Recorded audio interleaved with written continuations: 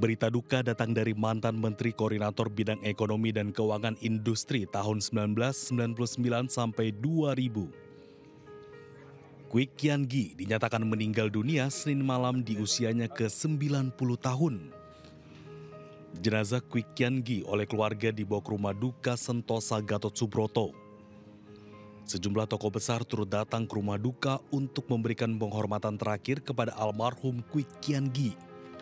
Mantan Ketua Mahkamah Konstitusi Jimli Asidiki mengenang sosok Kwik Kian Gi sebagai ekonom yang berani mengkritik kebijakan liberal pemerintah Orde Baru. Kebijakan yang dianggapnya terlalu liberal gitu. Karena dia salah satu institusi ekonomis, ekonomi ya, bukan hanya melihat angka-angka. Sementara itu, 3 kader PDIP Yasona Lauli, Ahmad Basarah, dan Roni Talapesi turut melayat Kwik Kian Gi di rumah duka Sentosa. Ketiganya diutus oleh Ketua Umum PDIP Megawati Soekarno Putri.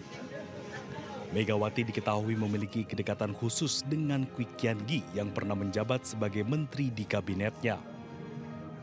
Kita mengenal Pak Kwik adalah seorang nasionalis sejati, seorang ekonom yang handal dan pro rakyat.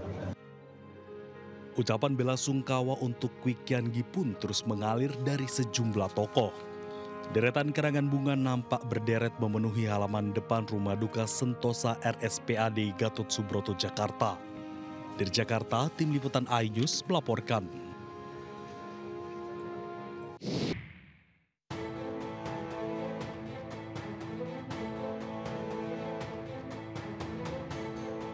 Menanggapi pernyataan Joko Widodo terkait adanya orang besar di balik kasus dugaan ijazah palsu, pengacara Roy Suryo Ahmad Kozinudin meyakini tidak ada sosok orang besar di balik isu ijazah palsu. Jika benar ada, Ahmad Kozinudin pun meminta Jokowi untuk menunjukkan nama besar tersebut. Hari ini saya tantang saudara Joko Widodo, kalau memang benar ada orang besar, tunjuk hidungnya. Siapa namanya? Apakah orang besar itu Aguan? Sebut Aguan. Kalau orang besar itu Antoni Salim, sebut Antoni Salim. Kalau orang besar itu SBY, sebut SBY. Jangan mengedarkan fitnah, ini kan aneh. Sebelumnya, Presiden ke-7 RI Joko Widodo meyakini isu ijazah palsu yang menyerangnya merupakan bagian dari agenda besar yang dimainkan oleh sosok berpengaruh yang disebut sebagai orang besar.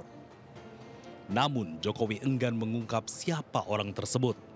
Feeling saya mengatakan ada agenda besar politik dalam tuduhan ijazah palsu maupun pemakzulan.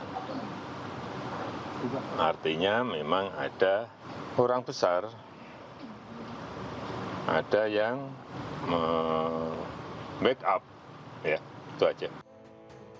Agar polemik perdebatan ijazah bisa selesai, Ahmad Kozinudin meminta agar Jokowi tidak lagi mengulur waktu untuk menunjukkan ijazahnya ke hadapan publik. Tim Liputan iNews melaporkan.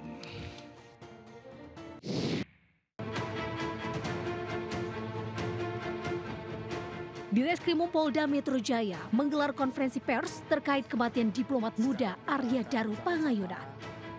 Setelah melakukan penyelidikan terhadap kematian diplomat secara menyeluruh dengan pendekatan berbasis Scientific Crime Investigation, disimpulkan bahwa kematian diplomat muda Arya Daru Pangayunan meninggal dunia tanpa keterlibatan pihak lain. Kematian diplomat muda akibat tidak adanya pertukaran oksigen di saluran pernapasan atas sehingga membuat mati lemas. Sebab kematian korban adalah akibat gangguan pertukaran oksigen pada saluran pernapasan atas yang menyebabkan mati lemas. Penyelidikan yang kami lakukan, kami simpulkan belum menemukan adanya peristiwa pidana. Sebelumnya, jasad korban pertama kali ditemukan Selasa 8 Juli lalu di kawasan Gondang Dia, Menteng, Jakarta Pusat. Korban tewas di dalam kamar indekosnya dengan muka terlakban berwarna kuning. Jenazah sang diplomat juga telah dimakamkan di pemakaman umum Sunten. Sejumlah dugaan sempat bermunculan terkait kematian korban yang hendak menjalankan tugas barunya ke Finlandia, hingga polisi menyimpulkan hasil akhir pemeriksaan. Di Jakarta, tim liputan iNews melaporkan.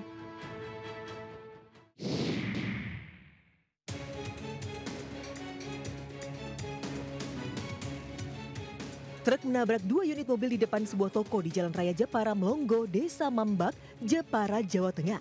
Selain menabrak 2 mobil, truk juga menabrak 1 unit sepeda motor dan bangunan toko. Akibatnya seluruh kendaraan yang terlibat kecelakaan rusak parah.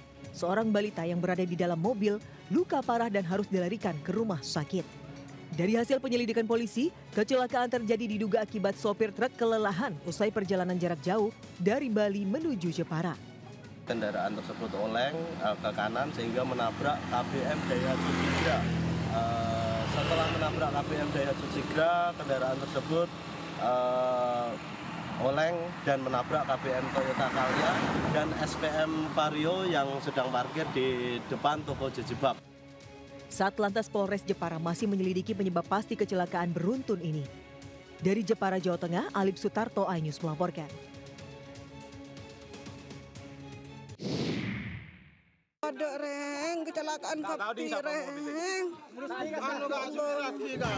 Sejumlah mama dievakuasi warga setelah mobil pikap yang mereka tumpangi terbalik di Desa Bungkeng, Kecamatan Tanjung Bumi, Kabupaten Bangkalan.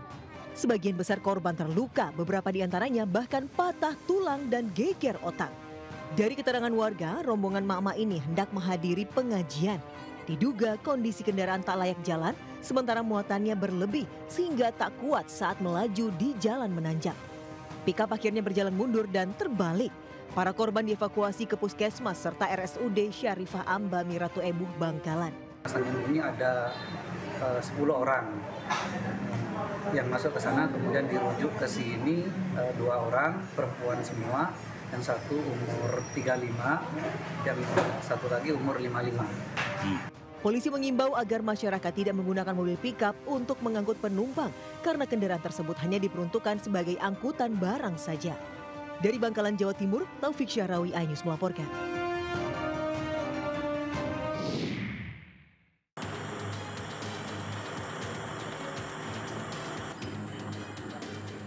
Beginilah kondisi mobil sedan mewah yang dikemudikan YS 23 tahun saat tenggelam di sungai Jalan Ngagel Jaya Selatan, Kecamatan Gubeng, Surabaya, Jawa Timur.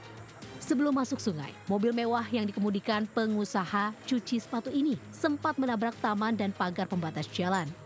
Pengemudi mengakui dalam kondisi mabuk. Saat itu, pengemudi mobil juga usai dugem dan pesta minuman keras di 2 tempat hiburan malam. Evakuasi mobil yang terposok ke sungai, sudah tidak ada ya, tidak ada, mungkin hanya tersendat di kabel sedikit. Beruntung pengemudi mobil selamat meski mobil ringsek. Kini bangkai kendaraan diamankan di Mapolsek Gubeng. Dari Surabaya, Jawa Timur, Yuda Prawira melaporkan.